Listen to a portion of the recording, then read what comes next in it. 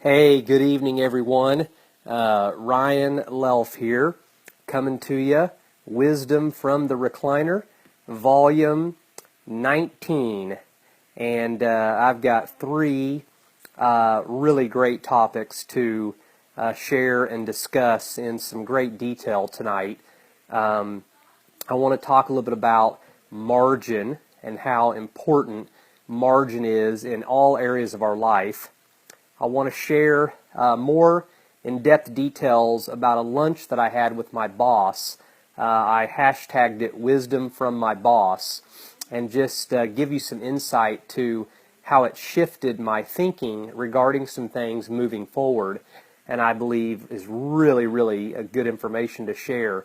And then I just want to talk about life, and don't let me forget to share something that I learned last night about my Grandpa Lelf, who actually passed away before I was ever born. I didn't get a chance to meet him here on planet Earth in this life, but I learned something about him. He actually died at 63 of cancer. He had melanoma, and I was with my dad and mom and my two aunts and uncles last night. So my dad has two sisters, and they shared something that I want to talk about a little bit later this evening. Before I dive into those topics, though, I just want to express my gratitude. We had someone cover our flights. We had someone cover our meal at Karen's the one evening. We had someone host us in their home over the weekend. We had that same family let us borrow a vehicle. We had someone give us $500 spending money, and it just allowed my son Addison and I to have a really, really special time together, and just a trip we'll never forget and always remember. If you happen to be a baseball fan at all, Wrigley Field is the second oldest stadium in all of Major League Baseball. I mean, it's a landmark. It's been there since 1914. And since I was a kid, probably the age of my son Addison, who's 10, and became a Cardinal baseball fan, I have wanted to visit Wrigley Field. I mean, my whole life. I've always wanted to go there. And I can tell you, I mean, I used to think up scenarios of going there and them playing the St. Louis Cardinals, which is my favorite team, and of course our family's favorite team. And I imagined, of course, them beating them and how great that would be. And sure enough, my son and I got to go on Saturday afternoon and then also on Sunday evening, which happened to be the ESPN Sunday night game of the week. And in both cases, the Cubs actually jumped out to a 2-run lead. And in both games, in the 8th inning, the Cardinals just busted out with an incredible home run. And wow, it was amazing. I mean, the Saturday afternoon game, a gentleman that Addison actually was able to get his autograph earlier in the day before the game. It was actually his birthday, and he hit a grand slam to basically put it out of reach, and the Cardinals ended up winning the game 8-4. And then on Sunday, we were down 3-1, and a guy hit a 3-run homer, and we added on a couple more runs. We ended up winning that game 6-4. I mean, it was so incredible. We had such a blast. Addison expressed his thankfulness and gratitude to me so many times. I spent very little time on Facebook and really just took it all in. And, you know, I posted this, but I think it's worth saying and sharing again for all of us dads. You know, let us find time. Let us make investing in our children a priority as one of the things we do. Obviously, we can make spending time and investing time with our kids all the way to the point that it can be unhealthy. But I think the key is to be engaged as a father, engaged as a dad. All we can do is all we can do, but all we can do is enough. And none of us dads have all the answers. None of us dads are going to be able to know exactly how to navigate through every single situation that each one of our kids are going to go through in life. But if we're engaged and they know it, and we can exemplify this unconditional love and acceptance to them where they can at least feel safe, and we can keep those lines of communication open. And when we just spend time with them, and it's like undivided attention time, where they really sense and feel that we're with them. You know, it's one thing to physically be with someone, but to mentally or emotionally be somewhere else. And I think kids pick up on that in a really big way. And I'm definitely not perfect in any manner at always pulling that off. But I was conscious about being with Addison and engaging in conversation when he was interested and willing, jamming to music with him as we would drive in and out of Chicago. In the second game, I even asked him ahead of time if we could make sure and get anything he wanted before the game started. I said, Addison, I really want to just take in the whole game. I don't want to move from my seat. So we didn't move from our seats. We literally watched every pitch. We took in the experience. I never once posted on Facebook during the game. I took some pictures. Excuse me. And it was just awesome to continue to learn how to be here, how to live in the moment that is right before you, because that's all we ever have. And to not be distracted by the thoughts of other things down the road or later that day or tomorrow or next year or whenever or something in the past, that we somehow then drift away and miss life, real life, that's right there in front of us. So, excuse me, I'm almost over this sinus infection and cold, but still a little bit lingering. Anyway, we just had the best of time. It was very special, and with him leaving for Spain in just a few weeks and going to be gone for 8 weeks on his Spanish immersion exchange program, it was just a great opportunity for him and I to really bond and connect, and it's just so huge. I also wanted to give everyone an update on my dad. If you didn't know, my dad officially does have brain cancer for the third time. It's a really delicate and tough situation.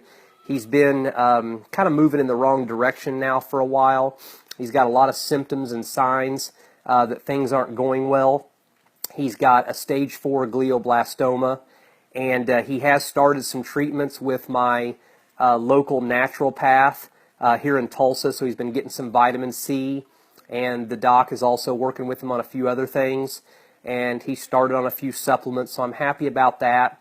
But he gets confused at times and just has some short-term memory challenges, and it's just evident that his brain has been compromised. Now, we obviously know the cancer is impacting that, but he was also in a really bad wreck earlier this year in January, and we believe he may have had a concussion. He has had 2 previous brain surgeries, so probably all of the above are impacting his cognitive skills at this point. We are very close to hopefully finding out whether or not he is going to be a candidate to go to Germany. And I do have the name, of the clinic that Dr. Taylor is trying to get him into, and I'll post it in this thread. I just can't remember it off the top of my head, but I'll post it in case some of you are wanting to know which one we're looking into. I don't know all the details. I just know they've had some success with brain cancer. It looks like if he's accepted, Caroline and I would actually be going with him. My mom, it's just too much for her, and that's okay. I'm thankful that I'm feeling so much better, at least to a point where Caroline and I can step in and be of assistance. And, it'll just work out. And so if we have to go, it may be something we've got to act on here pretty quickly, probably within the next few weeks. And, of course, we'll update and give details as we learn about that, and also once we find out the cost involved. But it looks like maybe Dr. Taylor could help me actually get in as well so that I could be getting treated while I'm there, which would only make sense if I'm going to be over there with my dad anyway.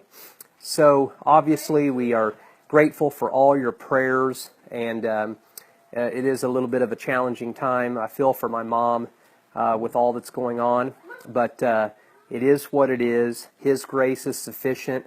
God never leaves us. He never forsakes us. We're by far not the only family that's been hit hard by planet Earth, and I'm sure there are millions of people that have been hit much harder than us. So we're just thankful, we're grateful, we're taking it one day, one step at a time, and we're just loving the life that unfolds before us, and we're just choosing to trust. And we're going to be okay. It's all going to work out one way or another. So we are probably going to have to really ask for a lot of financial help and support to make all this happen. So please be ready and prepared for some details on that as we learn more, hopefully in the next couple of days, early next week. And also, if you happen to live anywhere in the Tulsa area or anywhere near, just know that if you make a commitment to coming to our 9/9 event that we hope to still be able to do, you are contributing to helping my dad and Carolyn and I go to Germany. So anyway, that's kind of a recap from the trip this weekend with my son Addison. That gives you kind of an update on my dad. And I wanted to go ahead now and kind of jump in to the three topics that I wanted to talk about. And the first one is something I heard actually many, many years ago. I think it was in 2002 actually, so like 14 years ago. And it's just stuck with me ever since. Andy Stanley, who's a pastor of a large church there called North Point in Atlanta, Georgia, in that area, he did a sermon one time and talked about having margin in our lives and the importance of having financial margin, emotional margin, physical margin, mental margin, relational margin. And I can't say that I've always done a good job or always necessarily lived that out in a way that served me well, but it has been something I've been conscious of. And I think just as time went on, I've been able to evolve into a much better place where I did have a lot of margin in many areas of my life. And so I want to give an example. I want to talk about having financial margin. And I'm not here to suggest that this is necessarily easy to pull off. I'm not suggesting that it doesn't take a long time to get to a place like this. A lot of it can have to do with our ability to earn income. I do think it's an important skill, not the most important skill, just one of the important skills for all of us to basically be able to learn how to actually make money. Like that's just part of living on planet Earth, and it's a vital and important part here. And so when we actually learn how to make money, then that helps us, for example, create margin in our life. And why is margin important? Well, I'll give you a perfect example. So we're at the airport flying home on Monday, my son Addison and I, and it was really neat to watch him when we would make choices about what we were eating and the food we were going to partake in having. And I noticed that he was always looking and thinking consciously about healthy choices. Well, anyway, he was having a hard time figuring out something that he wanted while we waited to board the plane to come home Monday night. And ultimately, he decided on a quesadilla from a little Mexican place there in the airport. And that was fine. So, because he'd had a smoothie and salad and lots of fruit and things at other points. And so, you know, we give ourselves freedom, especially when we're traveling. I decided just to have another smoothie. But anyway, so then we had to go a little bit past our gate to find a place that he could plug his iPad in. Well, he was a little bit distracted with the with playing with the iPad, and he'd only eaten about half of one of the two quesadillas and it was laying there, on top of the plastic or whatever. Anyway, he did some move or whatever, and he bumped it, and he dumped it all into the floor, face first. So, there was nothing anybody could do, right? And thankfully, I didn't have an overreaction or jump his case or anything of that nature. I just got down with him and said, hey, it's no big deal, bro. Helped him pick it up. But it was I think it was like $7 or $8, and then he got a water, so it was like $11. And so I waited a few minutes, and then I just said, hey, Addison, do you mind if I just share something with you? He said, no, Dad. I said, look, it's no big deal, man. Accidents are going to happen. They happen to me. They happen to you. And there's not anything any of us can do to avoid those happening from time to time. I said, but just like, when we're at home, when it's time to eat something, we don't have electronics at the table. We're not still playing on our phones or iPads or whatever. I said, all I want you to think about is maybe next time when you're traveling with Dad or traveling in general, when you get something to eat, put your electronics and books and things that you're doing away. Just focus on eating, and then when you're done, you can go back to what you were doing. I said, you could have still possibly dropped the food on the floor, so it's no big deal. I said, but I think it's still good to think about little things we might want to make adjustments on that can still serve us well. And I said, and we also want to value money. We do. We want to value money no matter whether we have a little bit or a lot. And I said, that's like $11 now that just got thrown into the trash can. I said, can you imagine us walking over to the trash can and just pulling $11 of cash out of Dad's wallet and just dropping it in there and walking away? We would never do that. So I'm not suggesting, Addison, that you don't value money or that you weren't valuing the food that had been purchased for you. I'm just giving you some food for thought. And I felt led to share that with him, and he's probably going to spill his food again, and so am I, and so are you, and that's why we got to have margin. And if an $11 meal falling on the floor creates a ton of stress, anxiety, makes us overreact emotionally, say a bunch of things we later regret, and jump down the case of our kid, or maybe we're the ones that do it, and then we just can't hardly live with ourselves, the first red flag is probably that we don't have any financial margin. And maybe we don't have a lot of emotional margin either. See, a lot of times we have a tendency, especially in America, to max out our schedules. And therefore we have no time margin. And that creates stress. And stress affects us mentally and emotionally and physically. I look at my own self, and I would have to say that I didn't really have any physical margin a year ago, and I had pushed myself to the limits of unhealthy eating and being on a standard American diet, not eating real food, but eating processed, fake food all the time, that eventually I had no margin, and no margin equaled stage 4 non-Hodgkin's lymphoma cancer. So we've got to just be conscious and just think about, how do we create margin? How do we create space? How do we create abundance and extra? And why do we feel this need to max out our credit cards or to max ourselves out financially?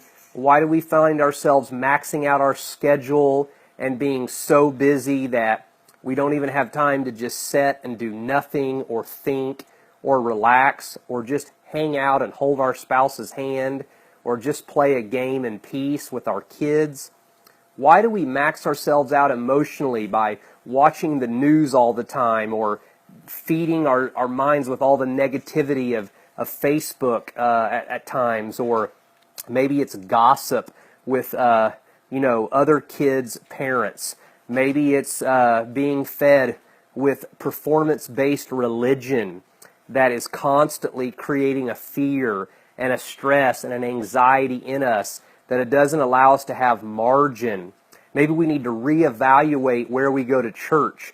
Maybe we need to reevaluate the amount of time we spend listening to certain things that are tightening us up instead of allowing us to live light and loose and in God's grace and not be so maxed out that then when something like a glass breaks or a meal is dropped or something goes haywire or we're running a little bit late or we find ourselves not able to make our next appointment because we've maxed our schedule out, I think all the universe or God or higher power, creator, whatever you believe in, I think they're just simply tapping on us and just simply reminding us to live in margin. There's much to say on that, much to share, but if that resonated with you, maybe you'll be able to take it and run with it. I want to move to the next topic, which I wanted to share about this wisdom from my boss. I got to meet with my boss, Brian Bomar from Cornerstone Home Lending last week down at Pure Food and Juice. It was actually last Thursday.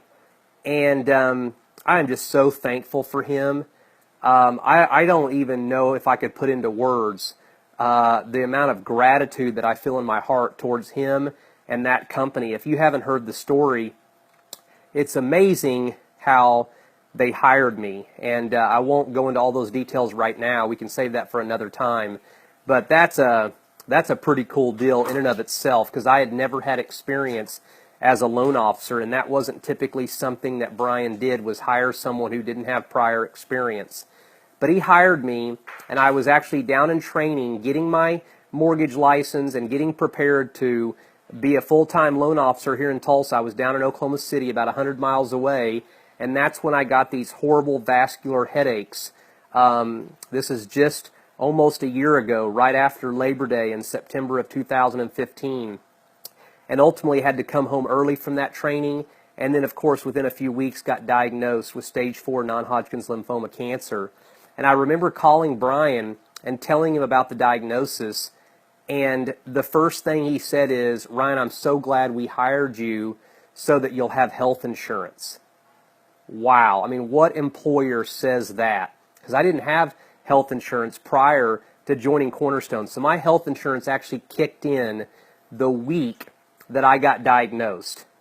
And because of that health insurance and then also dental insurance, you talk about being a blessing financially to our family. Our hospital bills alone would be between $300,000 and $400,000 right now if I didn't have insurance. And they've kept me on as an employee. The company donated and contributed to support me on my journey of healing and alternative treatments, and so many of the other loan officers have donated. Many of them donated $1,000 each, and they just continue to keep me on as an employee, and they continue to allow me to keep my insurance, and they tell me that I just have a job sitting there waiting for me whenever. But what he was able to share with me, more almost as a friend, but to have this perspective, especially as an employer and as a boss, he's told me so many times that I never had to feel a loyalty, or I never had to feel an obligation to ever come back to work there if for some reason I didn't want to. Once I was at optimal health, once I had no evidence of disease, he just said, "Look, you're free." And that just means the world to me. Although I still have a lot of interest, I believe, in probably working with them and working with him. But he just, in love, encouraged me the other day to finish the race and to stay 100% focused on my health and to not get too excited or get too ahead of myself regarding, speaking and traveling and all these new opportunities that have presented themselves. And I may have said it before, but I probably had a little bit of, just a natural overreaction to feeling so much better once the fluid problem, stopped. And so I think it was pretty natural for a guy like me who loves to live and loves adventure and loves to be active and do things, but it really resonated in my heart. Like, and this is what he said. He said, "Ryan, the world will be waiting for you. Another 6 months, another year, however long it takes. Finish the race, man. He says a lot of people are watching. A lot of people believe in you. A lot of people want to see this all the way to the end. They want to believe the body can heal. They want to believe someone could reverse stage 4 cancer. They want to believe in the alternative path. They want to believe in nutrition. And if you don't finish it all the way through, a lot of them are going to doubt. And I thought, wow, that's powerful. So, you know what? He was so right. I didn't feel any judgment, condemnation. I didn't feel like he was telling me what to do. I just felt like someone genuinely had wisdom and an observation, and he wanted to friendly share that with me, and I was open to receiving it. And when I shared it with my wife, Caroline, it really resonated with her.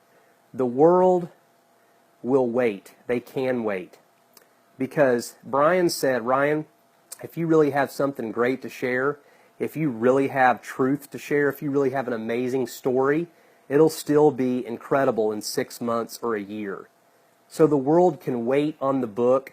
The world can wait for me to be a world traveler. The world can wait for many speaking engagements. The world can wait for Ryan David Lelf to become NED, no evidence of disease, to be cancer-free, to get clear scans, for it to show that I have no cancer in my blood. And the world can wait while I get refocused 100% on my daily protocol, on my daily routine, on doing treatments and therapies and resting and eating well and doing everything I know that I've been doing and will continue to do to allow my body to fully heal. And I just wanted to share that with you guys because maybe someone else needs to be reminded to put themselves first like I was, and to be reminded to finish something all the way to the end, and to be reminded that if something really is great, it'll still be great in 6 months. The world will be waiting. It'll still be great in 1 year. Our society sometimes likes to use fear or manipulation and make us feel like we don't have any more time. If we don't capitalize on something right this second, we're going to miss out. And I don't think that's really the case. And anyway, I am so fortunate to have a boss like that, but I'm more fortunate to call Brian my friend, and I'm so grateful that he has that perspective. I'm thankful for the way him and the company continue to treat me and my family. I literally brought me to tears. I came home that day and I was talking to Caroline, and I just started crying, and I said, Caroline, I can't get over how nice people are to us. I just can't get over it, man. People are so nice to us. They are so loving to our family, not just with words, but in actions. And it has been a powerful experience to see this come true time and time again in these last 10 months. And people continue to act that way towards us. And it's just been awesome. And I've really, really learned a bunch from that. The last thing that I want to talk about before I end this session of Wisdom from the Recliner, this is volume 19, by the way, for those that are just joining in, is I just want to talk a little bit about, life. And sorry, I was just telling my daughter and my wife, give me 5 more minutes and I'll be done. It's kind of hard to share sometimes when you got a live audience as well. But anyway, I wanted to just talk a little bit about life. And last night, I was with my 2 aunts, which are my dad's 2 sisters and their husbands, my uncles. And I got to asking them about my grandpa Lelf. I knew he had passed away of cancer. I just couldn't remember the details. Well, he passed away back in the 70s at 63 after a 2.5-year battle with melanoma. He found a mole actually on his left shoulder, and it became an open wound. Anyway, he had surgery, and then about a year later he had another surgery. But here's what I found very fascinating, and it led me to want to share some thoughts on this.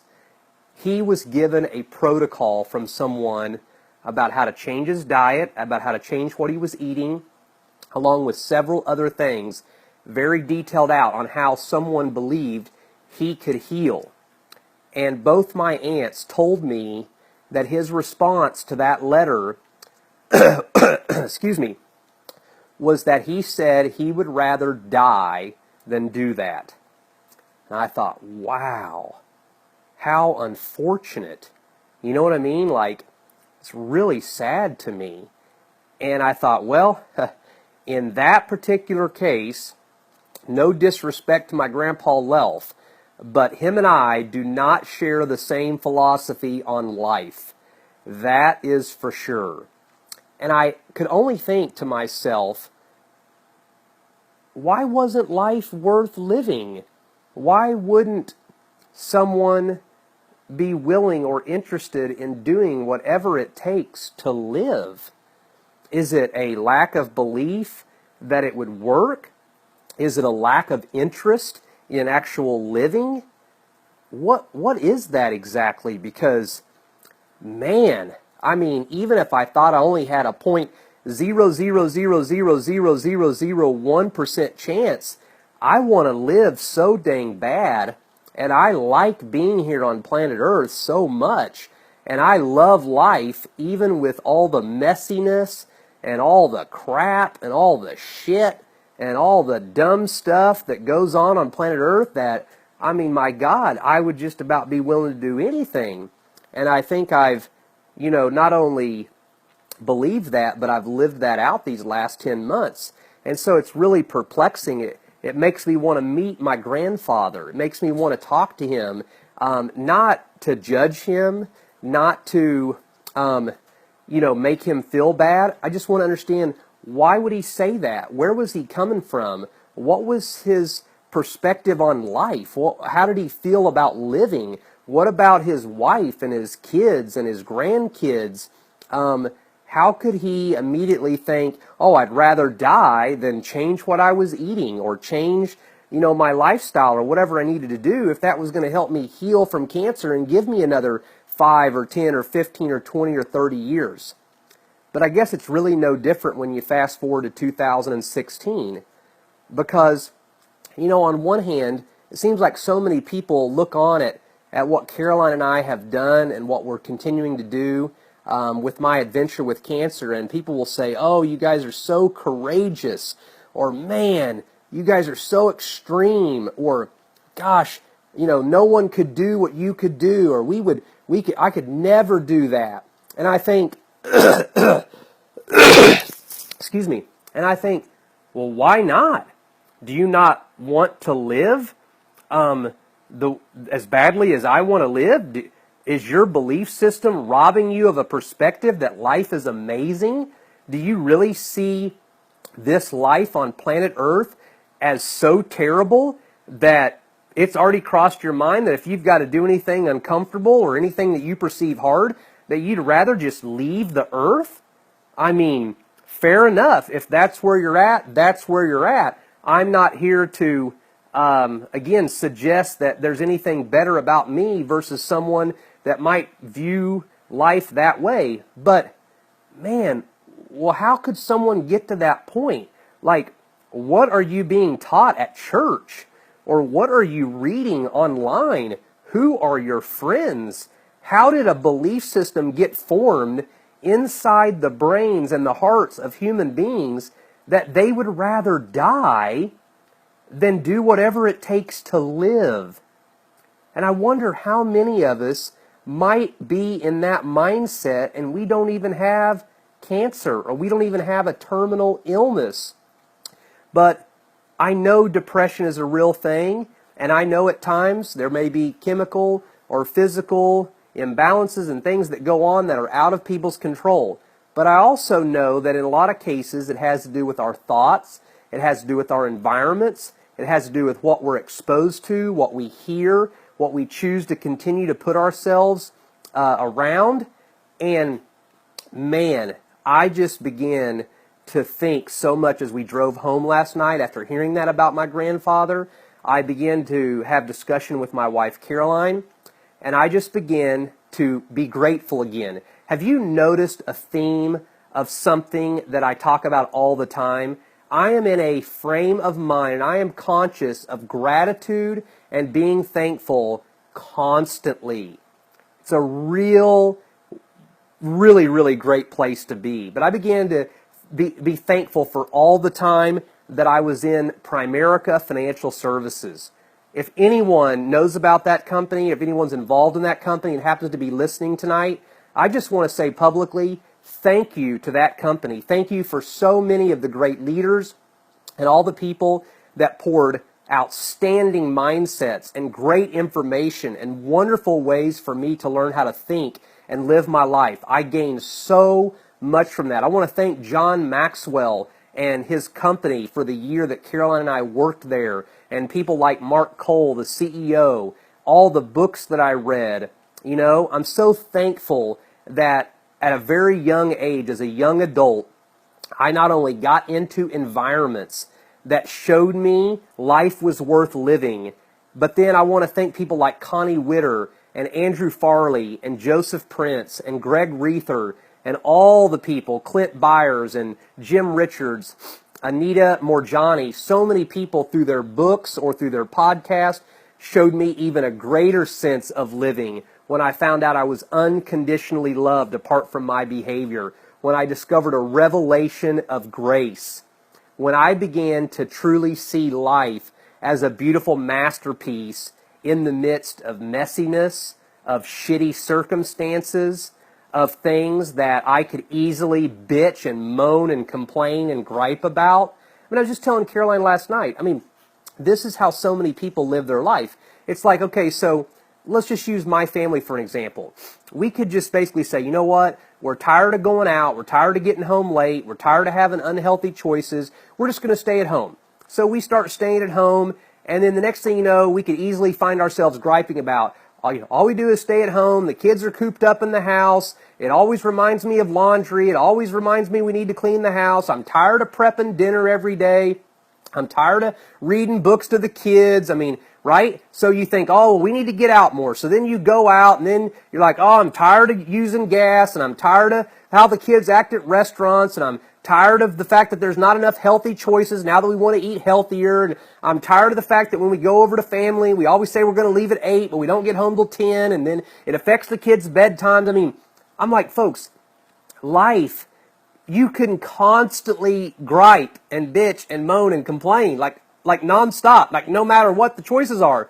Or you could see it just the opposite, and you can just see the seasons of how there's a place and a time and a flow.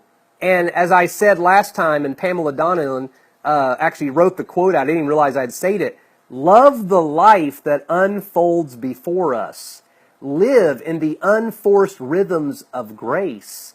And get our okayness by the magnificence of who we are and who we were created to be, that was established at birth, apart from our behavior, our mistakes, our performance, anything we haven't done, anything we've done, anything we should have done. We got to stop. Thou shalt not should on thyself, right?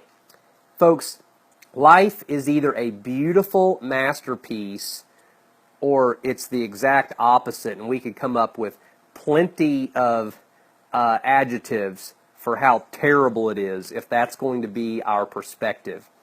But let me tell you, when planet Earth hits and a diagnosis like stage 4 cancer comes, or a tragedy, or financial ruin, whatever it may be, I want to be invigorated by life. I want to see the possibilities, and I want to navigate through that, come out on the other side, and feel the greatness of what it feels like to inspire oneself to go through something that others maybe consider impossible, live through it, live to tell about it, and to keep on going, because life really is phenomenal.